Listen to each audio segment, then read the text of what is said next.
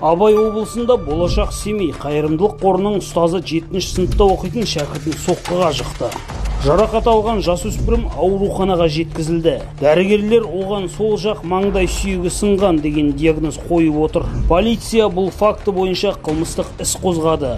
25 жастағы күдікті қолхат арқылы бостандықта. Ата-аналарға құлақ қағыс. Заң бойынша діни білім беруге тек Қазақстан мұсылмандары діни басқармасына қарасты медреселерге ғана рұқсат етілген. Абай облысының полиция департаменті Семей қаласындағы Болашақ атындағы оқу орнында 7-ші сынып оқушысына дене жарақатын салу фактісі бойынша Қазақстан Республикасы қылмыстық кодексінің 107-ші бабы денсаулыққа қасақана ауырлық орташа зиян келтіру бойынша сотқа дейінгі тергеу жүргізіліп жатқанын хабарлайды. Тиісті сараптамалар мен тергеу әрекеттері тағайындалып жүргізілуде. Қазақстан Республикасы қылмыстық процестік кодексінің 201-ші бабына сәйкес өзге де ақпарат жария етуге жатпайды.